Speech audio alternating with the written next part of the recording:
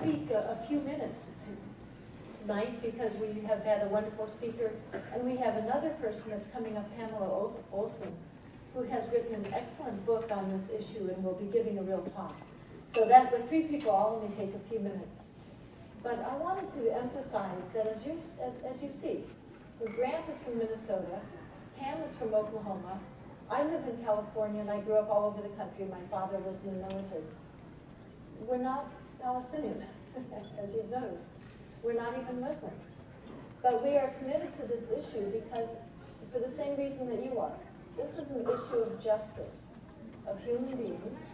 It's an international issue that involves all of us, and it's especially an American issue. As Grant said, what's being done in Palestine is enormously tragic, as I saw when I went there for the first time 12 years ago. As I told some of you last year, but maybe others of you don't know, I didn't know anything about this issue 12 years ago. Most Americans have no idea what's going on there.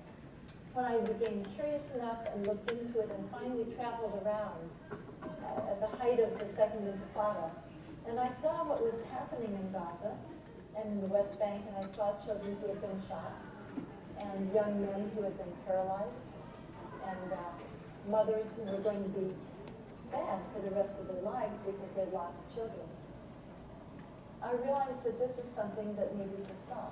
And it was my responsibility to do that. Because I'm a human being, because these are our fellow human beings, and because it was our tax money that Israel was using to do this. All of us that pay taxes are funding what Israel's doing. And it's not only causing that profound tragedy, ongoing over 60 years of injustice, oppression, and tragedy, but it's also extremely destructive to our nation here in the United States, for our children and for our grandchildren. To pass on a nation that's secure, that's honorable, that has a rule of law that it follows, it is essential to address Israel-Palestine and to work to counter what's going on there. And I think we can do that. As Grant said, a large majority of people in this country do not support Israel. In survey after survey, the answer is that we should not take sides on Israel-Palestine, even though the media are so pro-Israel, even though the Congress, which is largely owned by the Israel lobby, of course, enacts legislation that's always pro-Israel. Somehow, the large majority of the American population has not fallen for that and knows that we don't really know what's going on, so we should stay out of it and not give massive amounts of money to one side when we're not giving it to the other side. Our biggest obstacle is how do we get the information to the Americans, to people like me and people like Pam and people like Grant, who are ready to do something about this when we learn it. And one of the ways that we can do it is this. As I said, Grant showed you some surveys from one surveying company. I looked at an average of 100 Gallup polls that showed that 70 to 73% of the American public did not support giving massive amounts of money to Israel. Basically, that's what they're saying. The way that many of us feel that we can address this, and this is sort of jumping ahead because Pam will talk more about the issue. The way that we can address this is just to get this information that many of you have long known about what's going on in Palestine, and that many of you are now learning from Grant, excellent books and research into what it's doing to this country, getting this information to the public. Now, last year I talked about how pro-Israel the media are. I won't go into that again, but we've documented that. The liberal and the conservative media are all giving us Israeli-centric reporting. On the billboard, we can give a website to make use of this wonderful tool we have today, the internet. So that on a website, you can give people much more information. On a billboard, you can give them a strong statement and frame something differently than they've ever thought of before. Make it a topic of awareness and conversation. And then they can go to a website where they'll get information in depth about what's going on in Palestine and what's going on in the United States as well. So some examples of what we're doing are, this one is right here saying stop $30 billion to Israel. This is very significant. I'd like the gentleman that has put that together to stand up.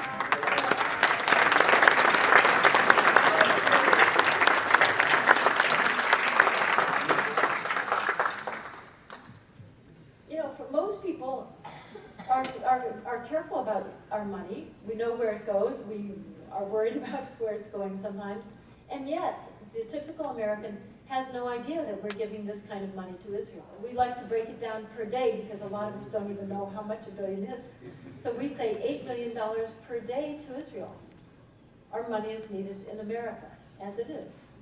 We have this billboard, $8 million a day to Israel just doesn't make sense. These are all over South Dakota, North Dakota, Wyoming, Montana, and Georgia. And a few are about to go up in Dallas. This is what the website looks like. You can go online and see it. It's stoptheblankcheck.org. This is one that went up in a few newspapers around the time of the more recent Gaza onslaught. When again the media this will be in the news for a little while. The media are giving it as much pro-Israel spin as they can. So if you hit a newspaper then with really factual information where people see, okay, there's this media spin, but they know there was this conflict, they're curious about it, and we show them the number of Palestinians that were killed compared to the number of Israelis.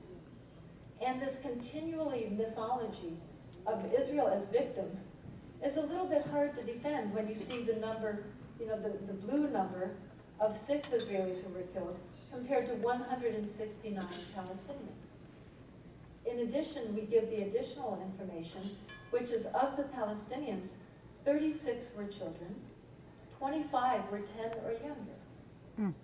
For the Israeli group, we see 0 were children. And then we went one step farther that I think is very effective. And I didn't come up with this, my daughter came up with this.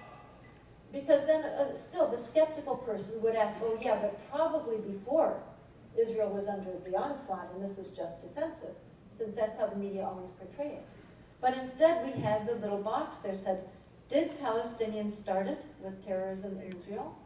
And we said, no. 0 Israelis were killed in Israel in the entire year before the attack on Gaza. 0. Israelis, however, killed 64 Palestinians in Gaza, plus 5 in the West Bank, in that same year.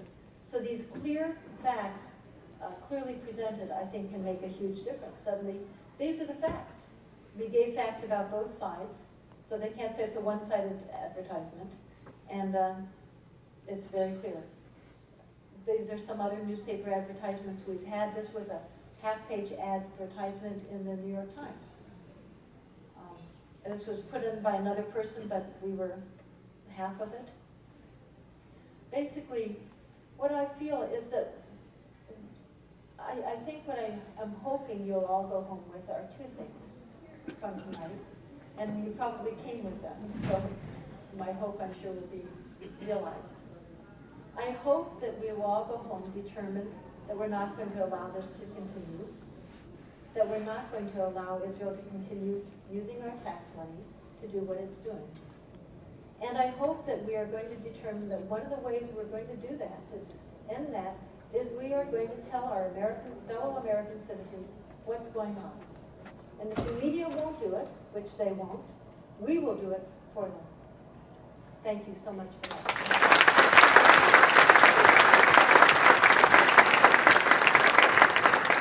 Please welcome Ms. Pamela Olson.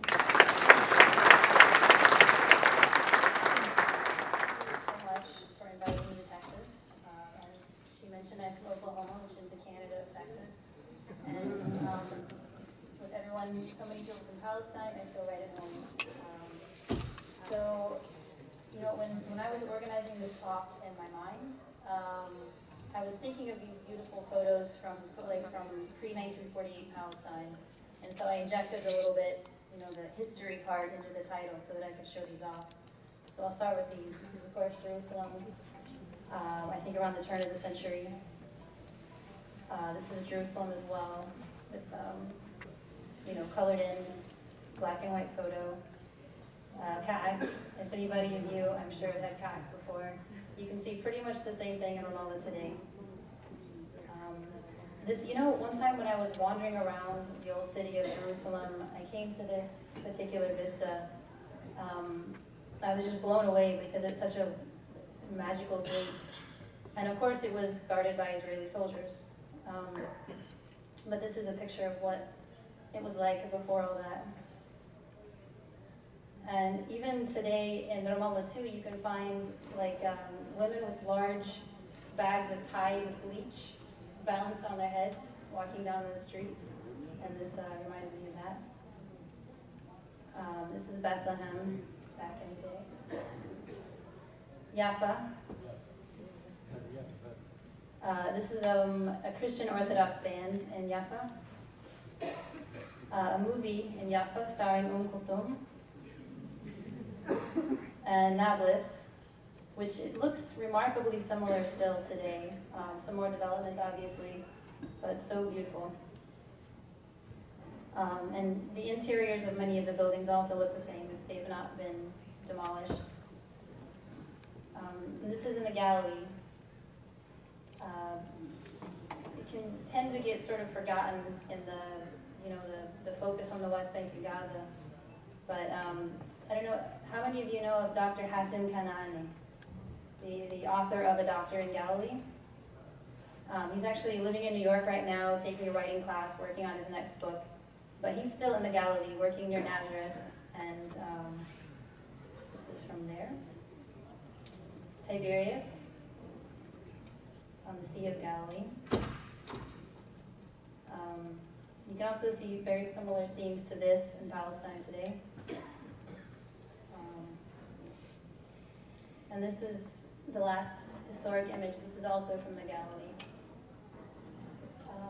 But now we're going to head toward the present day. And the focus of this talk is on the good things, the beautiful and inspiring and fun things about Palestine. And there's two reasons for that. The first is for audiences like this, when you're talking so much about policy and you're talking so much about concepts like justice and morality and all these kind of things, after a while you can kind of go off into orbit and forget about the very basic unit of this thing, which is a very human thing. This is Ramallah where I lived. Almanara. And for beginner audiences, which 10 years ago I was, I didn't know anything. I didn't know who was occupying whom. Like right now, a lot of times when I tell people that I lived in Palestine for 2 years, they say, what did you do in Pakistan? And 10 years ago, I would have been one of those people. What ends up happening is Palestine becomes defined by the occupation, as if it's nothing but checkpoints, it's nothing but imprisonment, it's nothing but demolitions. And for this reason, people have a hard time figuring out how they can relate to it, how they can care about it, what they can do about it. So when I show these images of Palestinians, kissing each other near a theater, it's always shocking because people don't imagine that Palestinians, are like us, in between the checkpoints and in between the imprisonments and demolitions. So,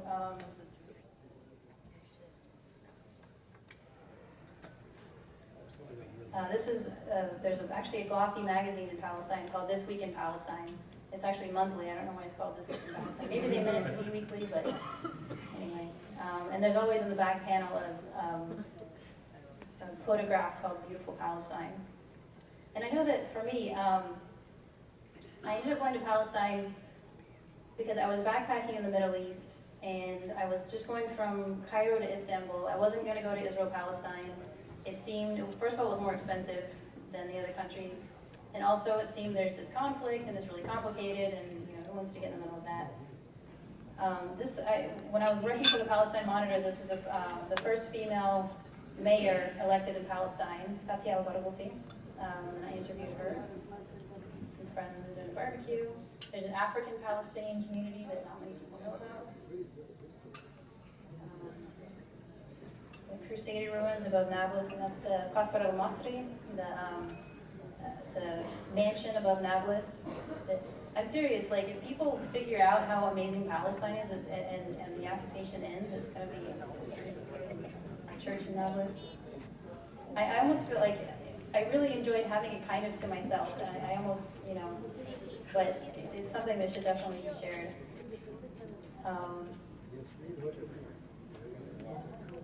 Like I said, we have everything on our side, and if we just find ways to help people feel what we feel when we visit Palestine, what we think of Palestine, instead of just the most negative emotions, and of course that is incredibly important, but I think we have a really good chance of changing the discourse in the U.S. I think it's already happening, and I think it will continue to happen, and I hope you'll help me make it happen. So thank you very much.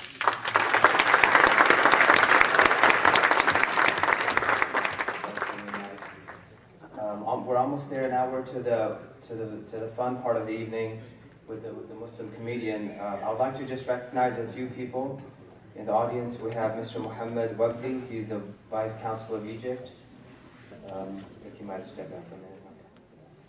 Mr. Hashim Badat, who is the President of ISGH.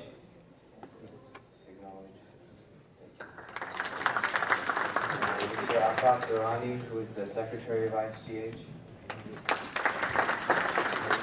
I come from a strong Palestinian family, and I grew up in a place, I grew up in Philadelphia, right outside of Philadelphia, with all white people.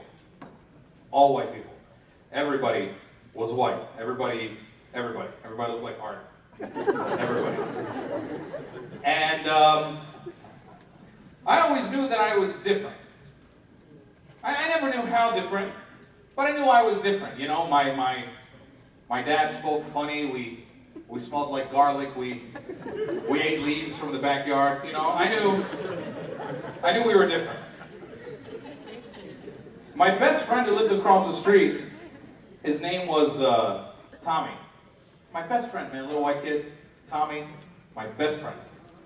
But he was different. His mom would let him do stuff that my mom would never let us do. I don't know what it is with you Arab moms. Like, you hate sleepover. Never let me sleep over. Ever. Like, Mom, can I sleep over at Tommy's house? What is wrong with our house? Sleep here. Get Tommy and all your friends and sleep here. Yes.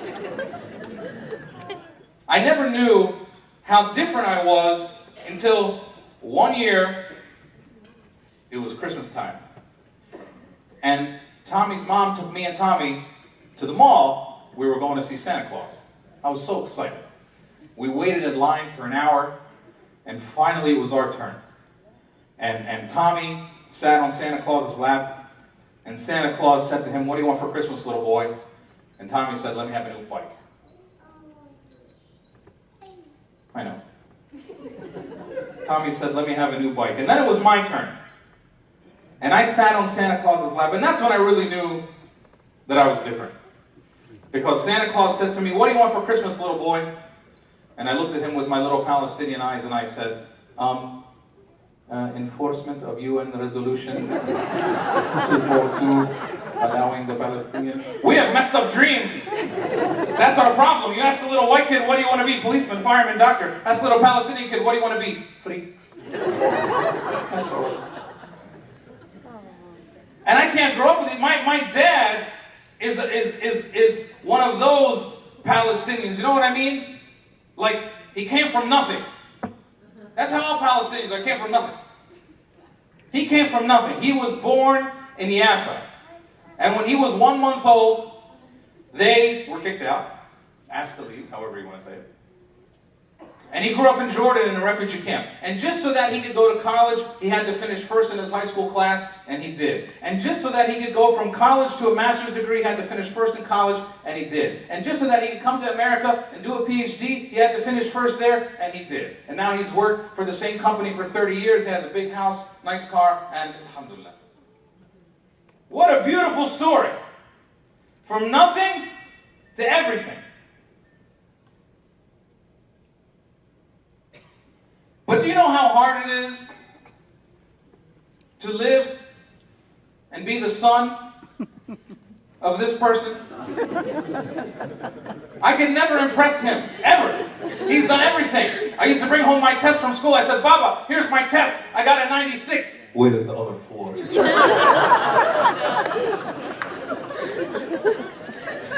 Can't live with these people.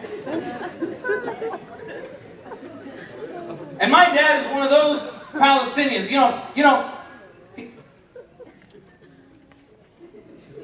Is she okay?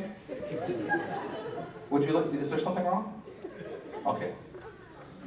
My dad is one of those Palestinians, starts every sentence the same way. In 1948. That's how Palestinians talk. We can't help ourselves. We want to tell the story, In 1948. Even when I brought my friends over, I said, Baba, this is my friend Mike. Hi, Mike, how are you? In 1948. They can't help it.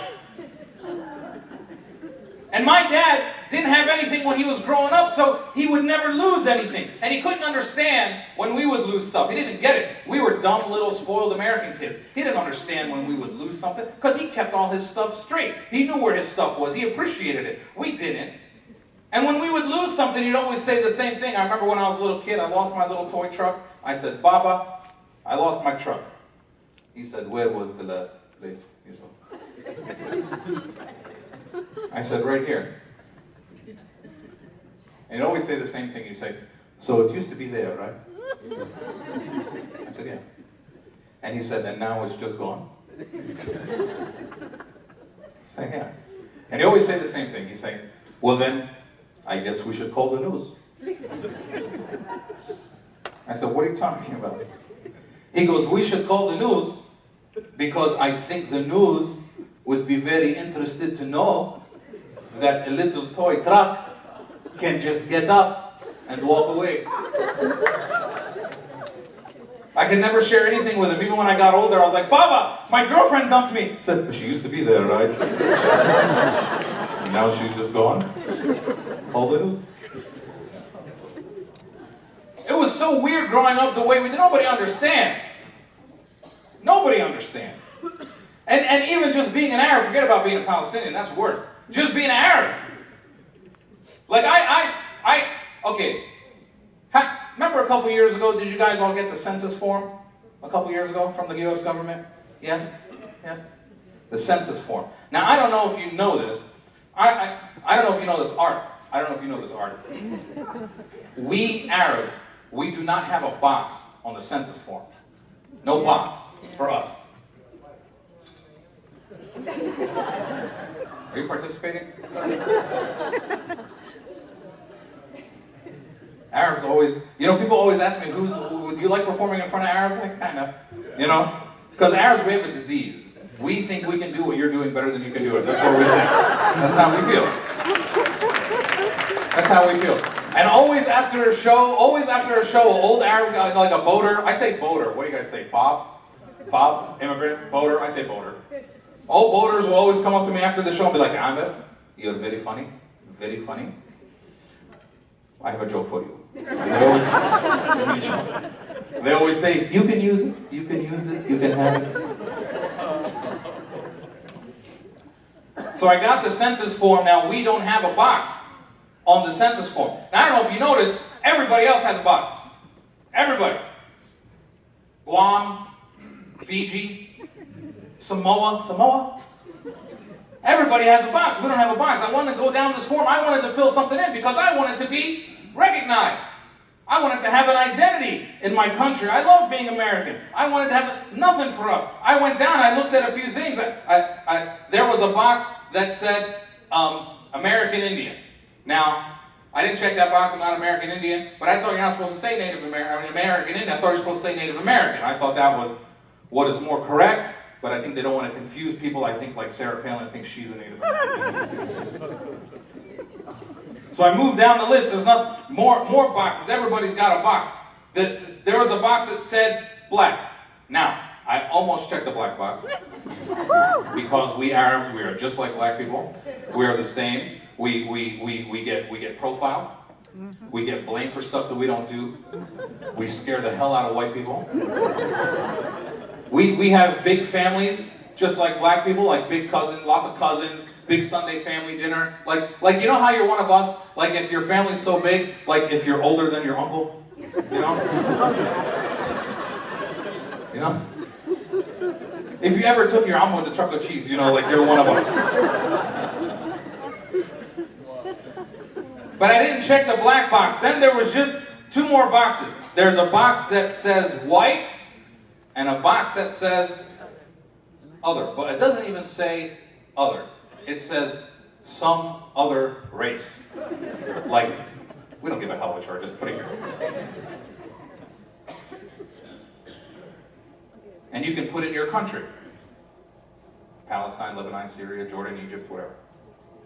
Now, if you put it in an Arab country and the U.S. Census Bureau gets your form, do you know what they do with it? Do you know what they do with it, Art? They put it with the white people. According to the U.S. government, we are you.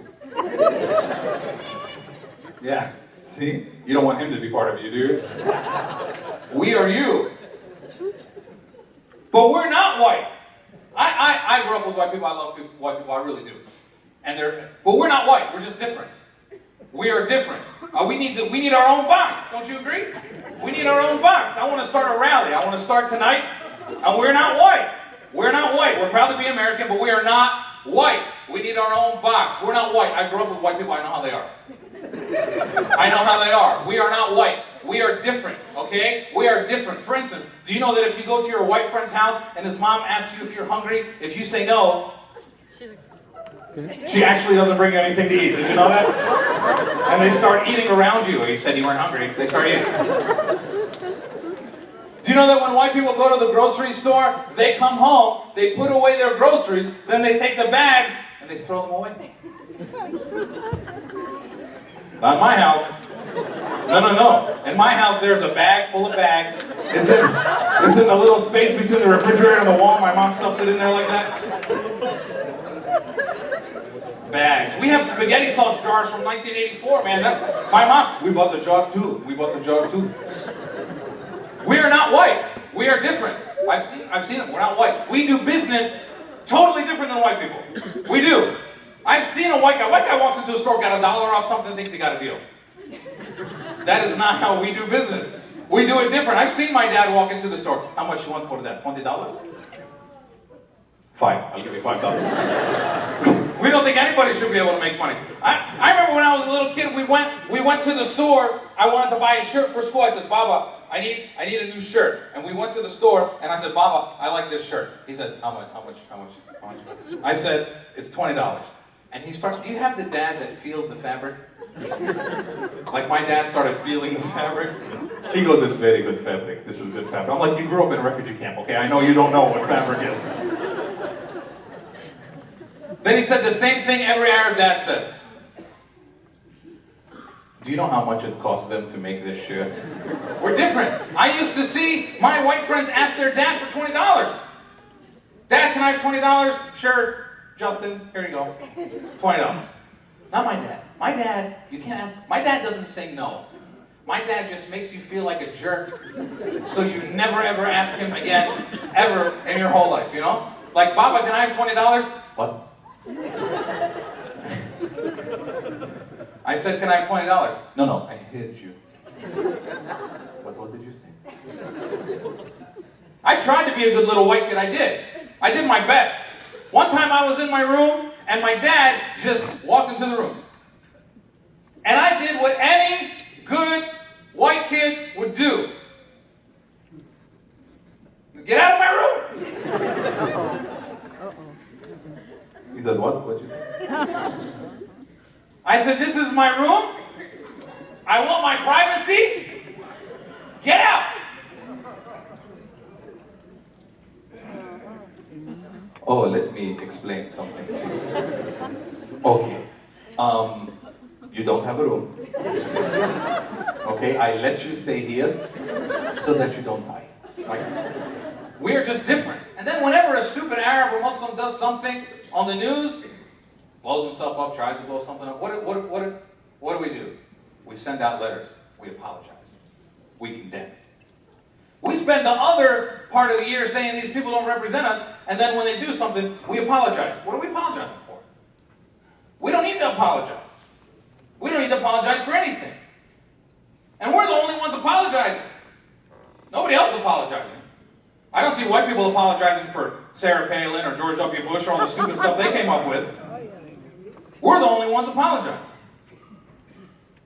And so I watch the news all the time because we are on the news a lot. We are on the news, our favorite show.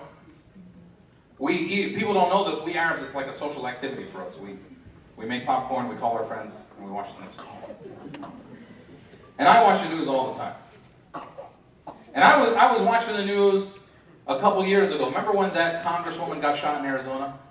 A couple years ago? Yes? And I was watching the news. And they said a congresswoman was shot in Arizona.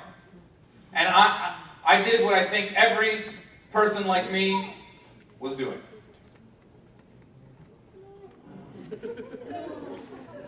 Please don't be Arab. Please don't be Arab. And it wasn't. It was a crazy white guy. But I knew it was an Arab. Even before they said it was a crazy white guy, I knew that he was not an Arab for two reasons. First of all, they said the suspect was still alive.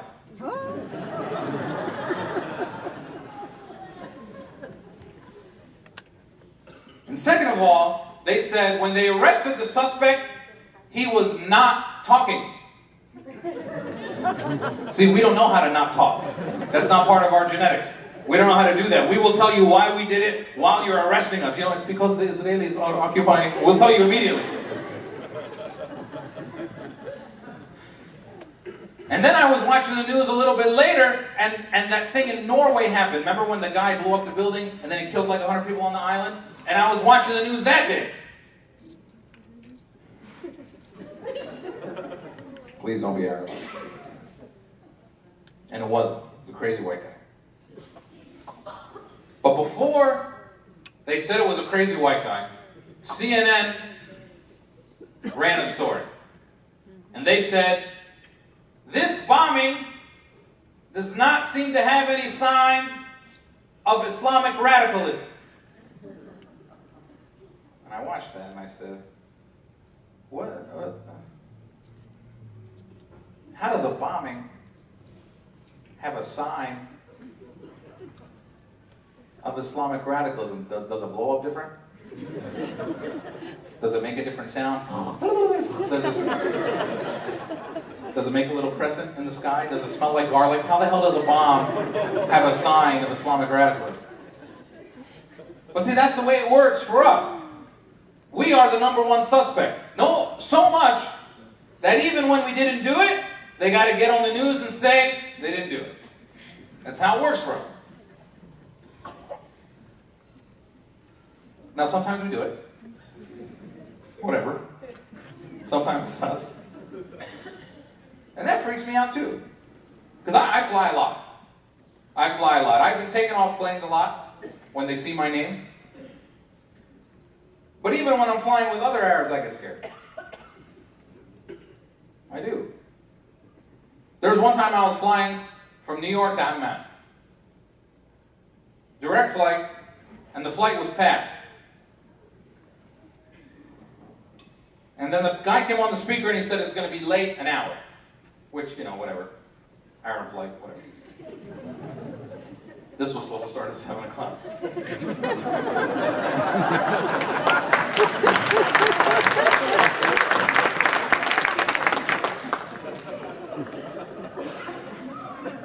They said the flight was going to be late an hour, and about 15 minutes later, 20 guys with beards got up, went in the corner, had a meeting, and they came back. 2 minutes later, one of them stood on the chair and did that. Because, hey, when it's time to pray, it's time to pray. And so 300 Arabs started praying. In New York City, in the airport. It was not good. Even I was scared. I was like, are they praying or preparing? I don't know what the hell's going on. And sometimes they take me off planes. I mean, I get on a plane sometimes and they'll take me off. Security is the worst. One time I went through security and I didn't set off the buzzer. And the female security guard looks at me. She saw that I kind of looked Arab. She saw my name and she yelled out in a loud voice, "Male possible!"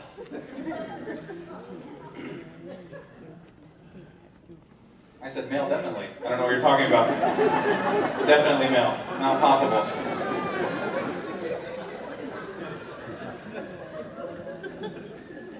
And what happens sometimes is I get on the plane, and you know when you get on a plane, especially if you don't have an accent like me, you're, oh, I'm sorry. She hates me.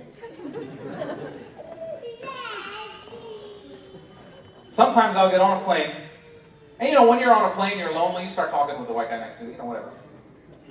When I got on the plane, I started talking, and one time I got on the plane, I was having a great conversation. And then the FBI guys came on the plane, and they said, "Are you Mr. Czar?" I said, "Yes." And they said, "Can you come with us for a second?" And they took me off the plane. And they asked me a bunch of questions, and then they let me back on the plane. Which was great for me, but now this white guy won't talk to me at all. And I sat down next to him again, and I didn't know what to do, you know? I didn't know what to do. I just looked at him and I said,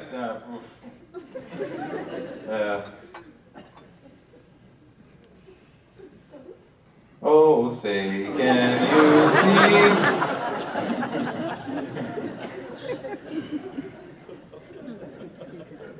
I don't know what to do anymore, man. I go to Palestine a lot, and things there are different than they are here. They are. I mean, just the kids are different. Like the kids in America, we can all agree, are dumb. They're dumb, right? Dumb. They're dumb. They're dumb. It's not me saying it. The United Nations put out a study and said America ranks last in everything. Everything. Math, science, everything. We rank last. I know why it is. The expectations are too low. The messages on TV are horrible. You are the weakest link. You're voted off the island. You are the father. It's like the worst messages ever. We actually have a TV show in this country called Are You Smarter Than a Fifth Grader? You ever seen this show? If you win, they give you $1 million, and guess what? Nobody wins. That's what happens in this country. If you are smarter than a fifth grader, they give you $1 million in America. I think in Germany, if you're smarter than a fifth grader, I think you go to the 6th grade. Like, I don't think there's a prize. Now, in Palestine, the kids are smart, but they're way too smart. It's like freaky smart. You know what I mean? Because politics dominates their everyday life. It's so weird. I was walking around Ramallah, and a little 6-year-old kid walks up to me last summer, and he goes, "Do you think that President Obama will win the re-election?" I'm like, what the hell are you talking about? Go play with a ball or something. It's a different life.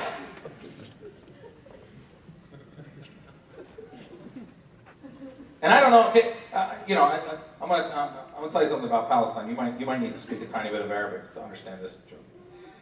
I was in a village next to Ramallah, doing a show about a year ago next to Ramallah called Taibi.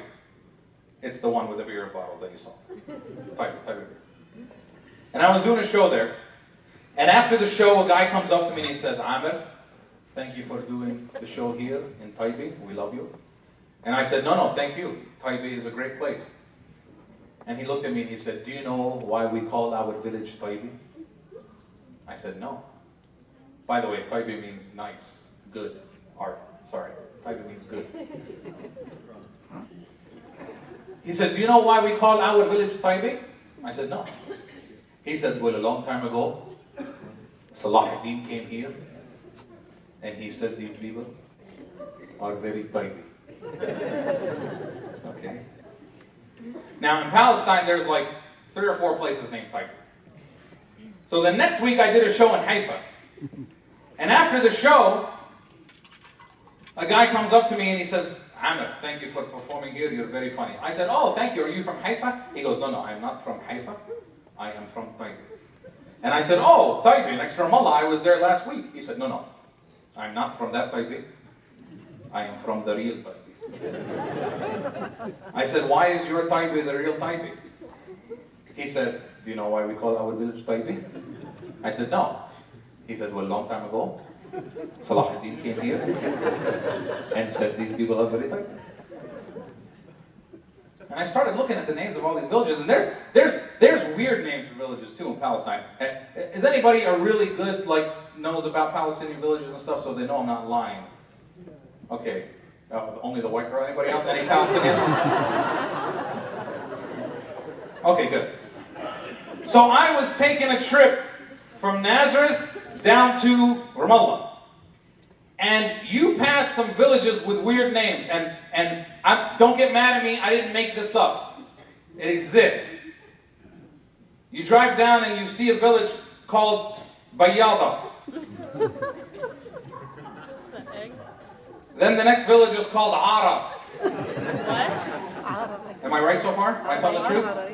Across the street from that, Ara. Behind that, Al-Aryan. And after you pass Bayada and Ara wal Aryan, there's a big village on a hill called Musmus. I didn't make it up, it's true. Am I telling the truth? Musmus. Can you imagine if we had a place like that in America? You know? Where are you from? I'm from Saksak. On the hill.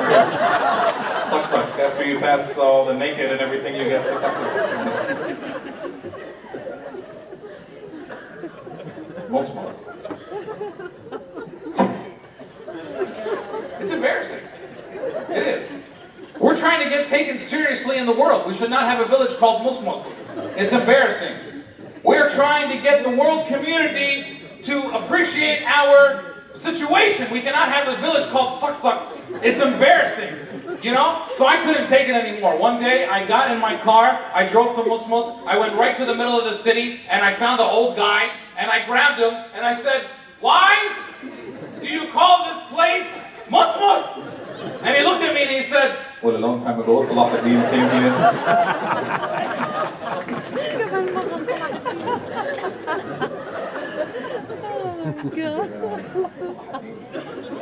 Everywhere.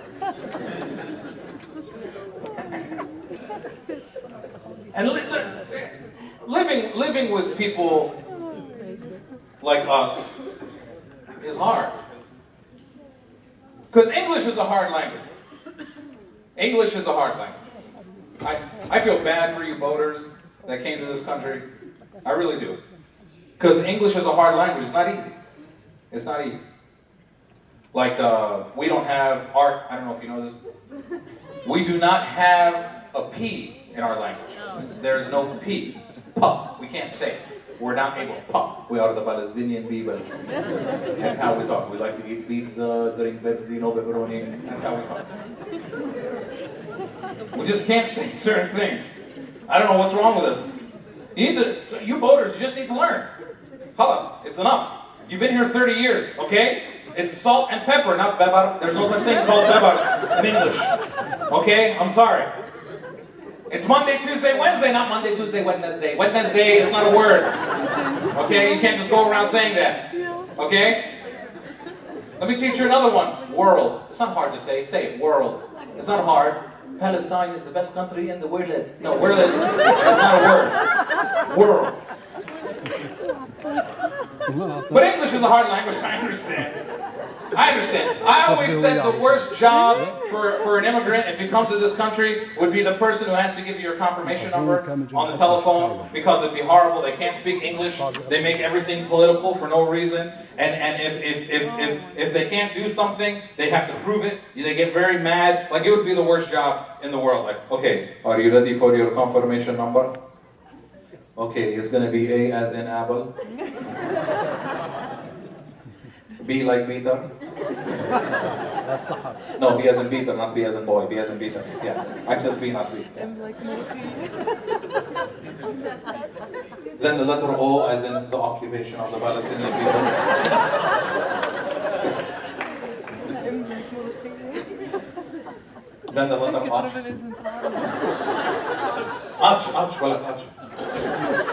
H like hairy, H, yeah. H. Yeah, finally the number 6. 6, ولك 6. 1, 2, 3, 4, 5, 6. 6, you know 6. 6. I actually knew a sheikh one time in Detroit who he couldn't talk. He would say 6. So, but he would never say it because it sounds too much like, you know, the haram word. He wouldn't say it. It'd be very funny when he counted, you know, 1, 2, 3, 4, 5, astaghfirullah, 7, 8, 9, 10.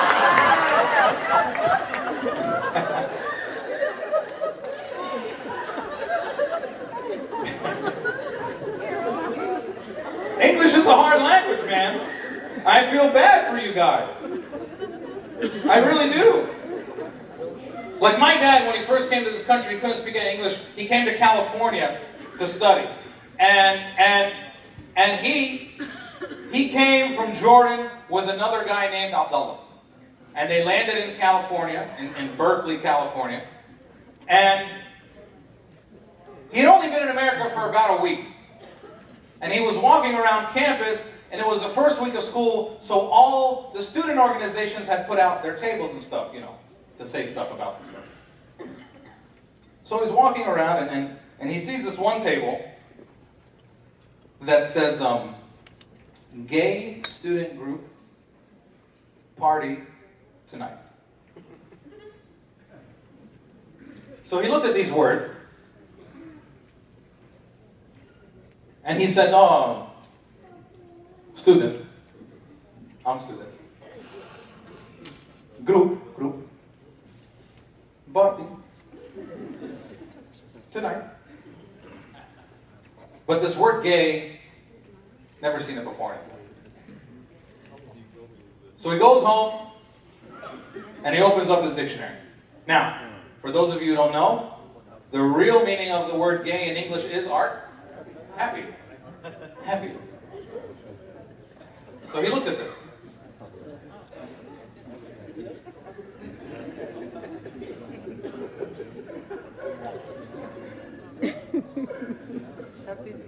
Happy students.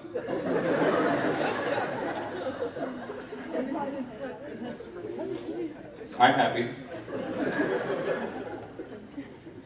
He looked at his friend Abdullah. I said, Abdullah, do you want to go to this gay party with me? Abdullah said, sure, let's go.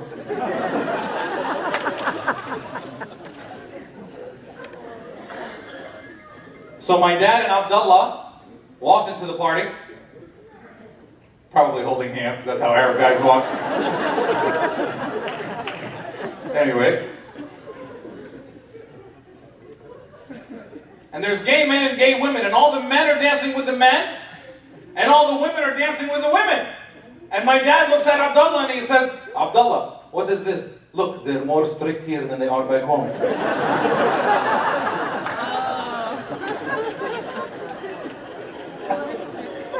English is a hard language. I feel bad for you, I do.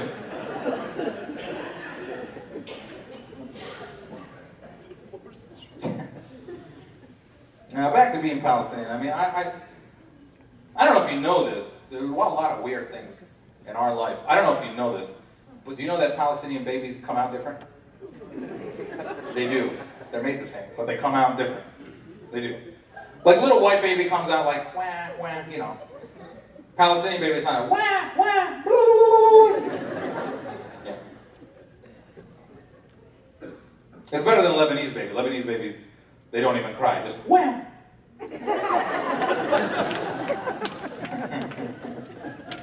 No, Lebanese people are very beautiful. No, I've always said the best looking men in the world are Palestinian men, right? We are the best looking men in the world. Thank you, sir. One guy. No, and the best looking women are Lebanese men. Everybody knows that.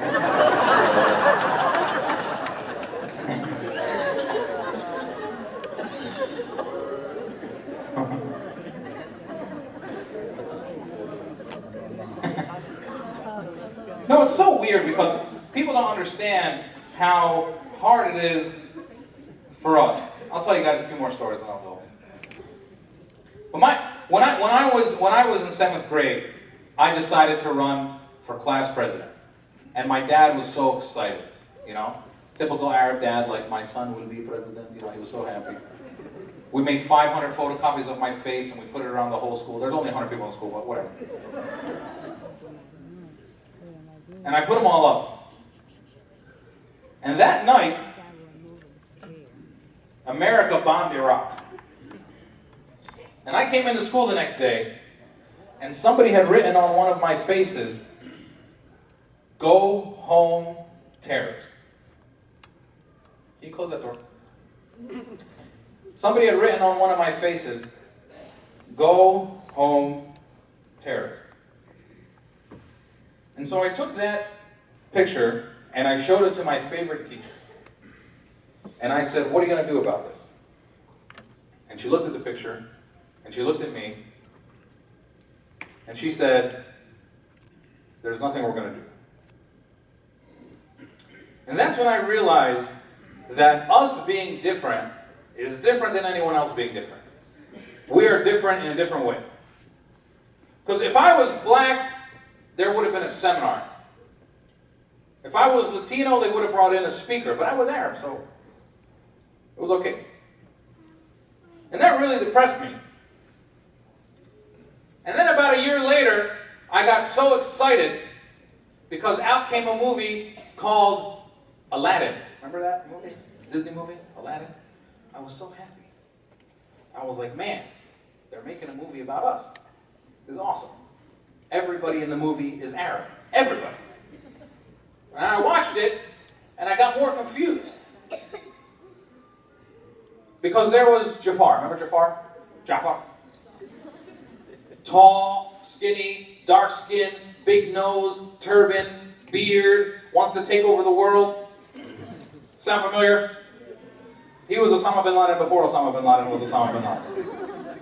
And he was an Arab. And then there was Aladdin. Remember Aladdin? So cute. Had great hair, little hat, wore a vest, didn't even wear a shirt. Had really cool shoes, had a really cute girlfriend, but he could sing really good. "I will show you the world." And maybe he was a little happy, but that's okay. And he was an Arab too. Maybe he was Lebanese, but whatever. He was an Arab too. And so I got confused. I was like, am I Jafar? Or am I Aladdin? I didn't know. And that's what happens to me. Because you know how they say if you enter a certain situation, you get an angel on one shoulder and a devil on the other shoulder. That's not what happens to me. For me, I get, because I don't have a box, for me, I get a white guy on one shoulder and a really, really Arab guy on the other shoulder. It's like Art and my dad. And they fight. Like for instance, if there's people over my house and they're staying way too late, the white guy will say, "You should tell them to go home." And the Arab guy will say, "No, you tell them they can stay as long as they want. They can sleep over for 3 days, it's fine, no problem." Or like if I'm at the dinner and the bill comes, the Arab guy jumps up right away. "Pay it! Pay it! Pay the whole thing, show them how much money you have, pay cash." And the white guy's like, "Just had a hamburger."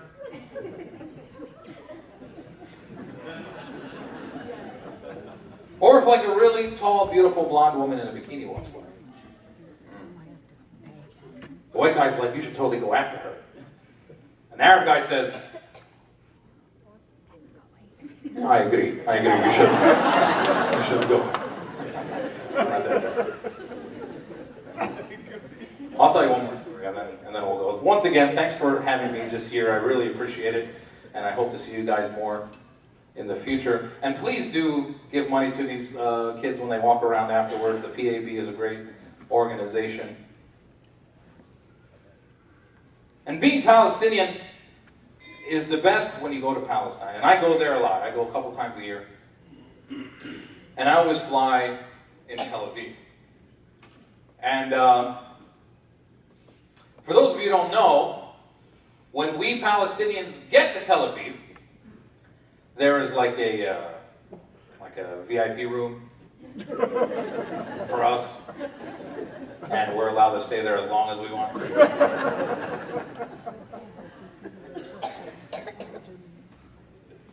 So last time I got there, I was in the VIP room. Finally, it was my turn to talk to the soldier after 8 hours. My turn to talk to the soldier. Now I'm going to tell you a little bit something about myself. I am fully 100% Palestinian, very proud. My parents are both Palestinian, both from Nazareth. And my dad is Christian, and my mother is Muslim. Yes. This is called the haram combination, for those of you who don't know. Yeah. This is what you get. This is the result.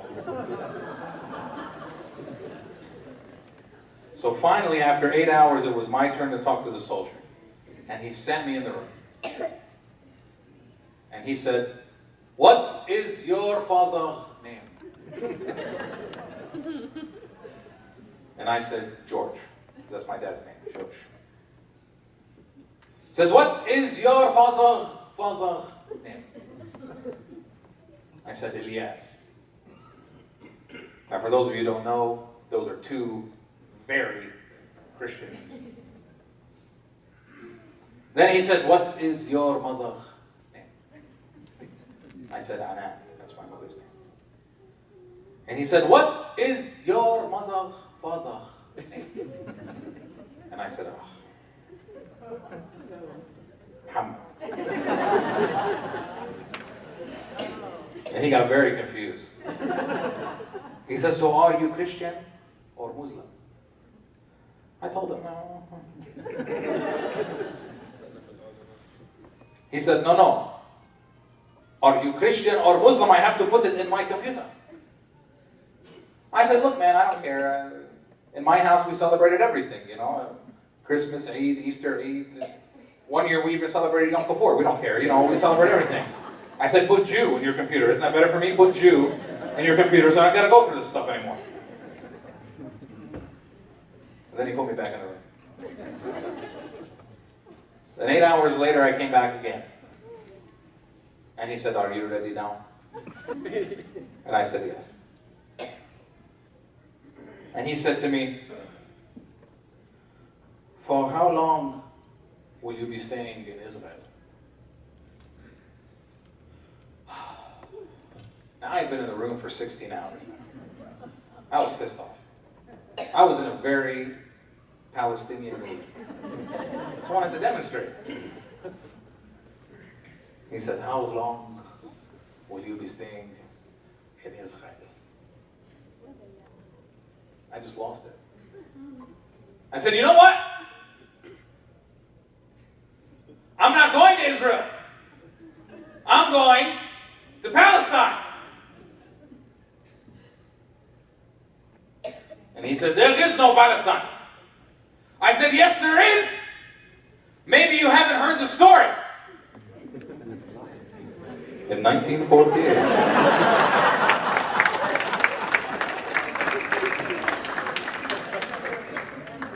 Then he looked behind him, and there was a big map on the wall. And he said, "Look! There is no Palestine on the map!" And I said, "Oh. But it used to be there, right?" And he said, "Yeah." And I said, "And now it's just gone?"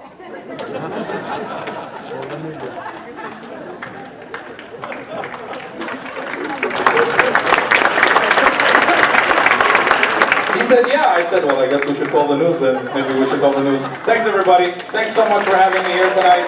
I appreciate it. Have a good evening.